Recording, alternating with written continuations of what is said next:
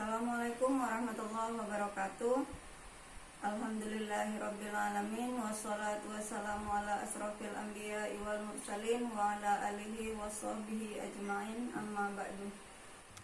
Pertama-tama mari kita panjatkan puji dan syukur kehadirat Allah karena pada hari ini kita bertemu lagi dalam mata pelajaran akidah akhlak. Ibu berharap semua dalam keadaan sehat walafiat, tetap semangat dan terus belajar untuk mencapai masa depan. Selanjutnya salawat dan salam semoga senantiasa tercurah kepada junjungan Nabi besar Muhammad SAW, keluarganya, para sahabatnya dan pengikutnya yang setia hingga akhir zaman. Baiklah, dalam pertemuan kali ini kita memasuki bab kedua dalam mata pelajaran akidah akhlak. Kita masih bicara tentang ilmu kalam. Pertemuan yang lalu kita sudah berbicara tentang pengertian ilmu kalam, kemudian perkembangan ilmu kalam dari masa Khulafaur Rasyidin hingga masa sesudah Daulah Bani Abbasiyah, dan juga kita sudah mempelajari awal mula munculnya benih-benih ilmu kalam setelah terjadinya peristiwa tahkim. Untuk bab kedua ini kita akan masuk pada materi aliran-aliran dalam ilmu kalam. Ada 7 aliran dalam ilmu kalam yang terkenal dalam perkembangannya. Yang pertama Khawarij, yang kedua Syiah, yang ketiga Murji'ah, yang keempat Jabariyah, kemudian Qadariyah, Mu'tazilah, dan Ahlus Sunnah wal Jamaah yang nanti akan pecah menjadi Asy'ariyah dan Al-Maturidiyah. Untuk pertemuan kali ini, materi pertama kita adalah tentang aliran ilmu kalam, yaitu Khawarij. Aliran Khawarij berasal dari kata kharaja, artinya keluar. Mereka menamakan diri mereka Khawarij karena mereka adalah kelompok yang keluar dari barisan Ali ketika peristiwa tahkim terjadi. Pada saat tahkim terjadi, umat Islam pecah menjadi beberapa golongan. Yang pertama, Syiah, yaitu golongan yang mendukung Ali. Kemudian golongan Khawarij, yaitu kelompok yang tadinya adalah pengikut Ali tapi kemudian mereka keluar dari barisan Ali. Yang ketiga, kelompok yang terang-terangan menentang Ali. Dan yang keempat, kelompok yang awalnya setuju tapi kemudian bersikap abstain atau tidak memihak siapapun, baik Ali maupun Muawiyah bin Abi Sufyan. Penamaan Khawarij mereka ambil dari Quran surah An-Nisa ayat 100. Perkataan Khawarij juga diambil dari kata Harur. Harur adalah nama sebuah desa yang terletak di kota Kufah, Irak, di mana kaum Khawarij yang berjumlah 12.000 orang bertempat sesudah memisahkan diri dari pasukan Ali menempati wilayah desa tersebut. Di sini mereka memilih Abdullah bin Wahab ar-Rashidi sebagai imam pengganti Ali bin Abi Thalib. Golongan Khawarij pecah menjadi 6 sekte. Mereka beranggapan bahwa ajaran mereka adalah ajaran yang paling benar. 6 sekte itu akan kita bahas berikutnya. Sekte yang pertama yaitu Al-Muhakkimah. Sekte Al-Muhakkimah adalah sekte yang paling asli dari golongan Khawarij. Mereka terdiri dari pengikut Ali yang membangkang atau keluar dari barisan Ali. Kata Al-Muhakkimah mereka ambil dari semboyan La hukma illallah. Artinya menetapkan hukum harus hanyalah dengan hak Allah. Dalil yang mereka gunakan adalah Quran surah Al-An'am ayat ke-57. Sekte yang kedua yaitu Al-Adzariqah.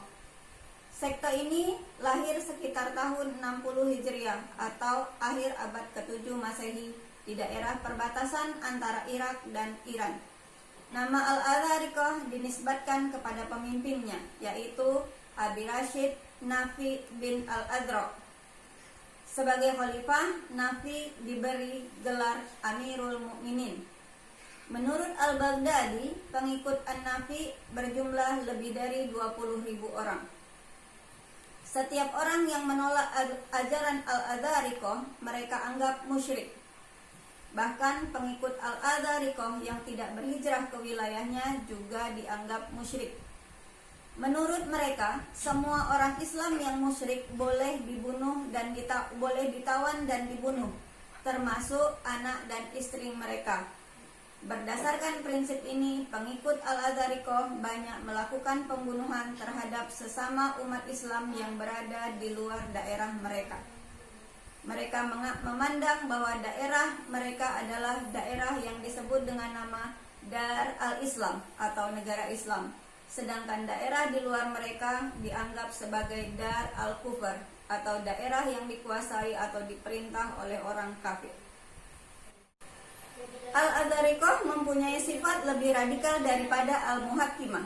Kalau dalam Al-Muhakkimah mereka menggunakan terminologi kafir, tetapi dalam Al-Adzariqah mereka mengubah kafir dengan istilah musyrik. Di dalam Islam, syirik merupakan dosa terbesar, lebih besar daripada kufur. Bagaimana anak-anak? Sudah bisa dipahami? Kalau seandainya sudah dipahami semua, kita lanjut ke sekte yang ketiga, yaitu An-Najdah. An-Najdah didirikan oleh Najdah bin Amir al-Hanafi, penguasa di daerah Yamamah. Lahirnya kelompok ini adalah sebagai reaksi terhadap pendapat An-Nafi, pemimpin Al-Adzariqah yang mereka anggap terlalu ekstrim. Paham teologi An-Najdah yang paling penting adalah orang Islam yang tidak sepaham dengan mereka dianggap kafir. Berarti pemahamannya sama dengan Al-Muhakkimah. Orang seperti ini menurut mereka akan masuk neraka dan kekal di dalamnya. Pengikut An-Najdah sendiri tidak akan kekal di dalam neraka walaupun mereka melakukan dosa besar. Bagi mereka, dosa kecil dapat meningkat menjadi dosa besar bila dikerjakan terus-menerus. Sekte yang keempat yaitu Al-Ajaridiyah. Pendiri sekte ini adalah Abdul Karim bin Al-Ajarat. Dibanding Al-Adzariqah, doktrin teologi kaum Al-Ajaridiyah lebih moderat. Mereka berpendapat bahwa tidak wajib berhijrah ke wilayah mereka seperti yang diajarkan An-Nafi dalam Dar al-Islam dan Dar al-Kufrnya. Tidak boleh merampas harta dalam peperangan kecuali orang yang dalam peperangan itu mati terbunuh, dan tidak dianggap musyrik anak-anak yang masih kecil. Bagi mereka, Al-Quran adalah kitab suci, maka tidak layak memuat cerita-cerita percintaan seperti yang terkandung di dalam surah Yusuf, karena mereka memandang surah Yusuf bukan bagian dari Al-Quran. Sekte kelima yang ada di dalam Al-Khawarij adalah As-Sufriyah. Istilah As-Sufriyah dinisbatkan kepada pemimpinnya, yaitu Ziyad bin Asfar. Sekte ini membawa paham yang mirip dengan Al-Adzariqah yang dinilai sangat ekstrim, tetapi lebih melunak. Doktrinnya yang paling penting adalah istilah kufur atau kafir. Istilah kufur dalam pemahaman As-Sufriyah ada dua macam, yaitu kufur an-nikmah atau kufur nikmat, dan kufur billah atau kufur kepada Allah. Untuk kufur an-nikmah, kafir itu artinya kafir tetapi tidak keluar dari Islam, menurut sekte As-Sufriyah. Sekte terakhir yang muncul di dalam Khawarij adalah Al-Ibadiyah. Pendiri sekte ini adalah Abdullah bin Ibad al-Murri at-Tamimi pada tahun 686 Masehi.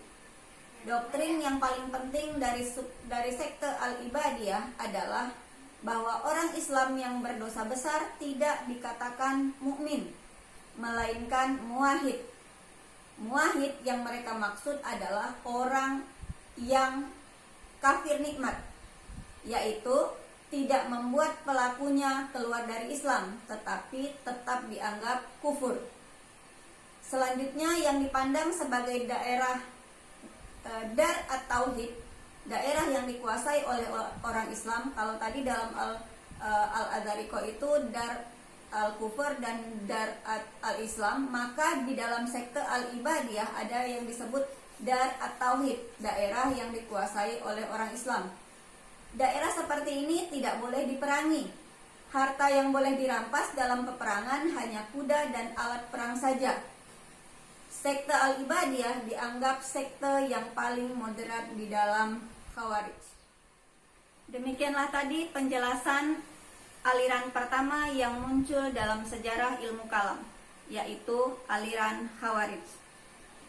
Ibu berharap materi ini bisa dipahami dengan baik, karena materi ini baru merupakan dasar-dasar pemahaman kalian tentang aliran-aliran yang akan muncul dalam ilmu kalam, yang merupakan asal muasal munculnya berbagai aliran dan perpecahan yang terjadi di kalangan umat Islam. Materi ini sebagai perbandingan dan pembelajaran untuk kita, sehingga kita bisa memahami bahwa setiap orang memiliki perbedaan, tetapi bukan memperbesar perbedaan, tetapi mencari persamaan-persamaan. Demikian apa yang sudah Ibu sampaikan, semoga bermanfaat. Ibu akhiri, billahi taufik wal hidayah. Assalamualaikum warahmatullahi wabarakatuh. Dan kita akan bertemu dalam materi berikutnya tentang Syiah.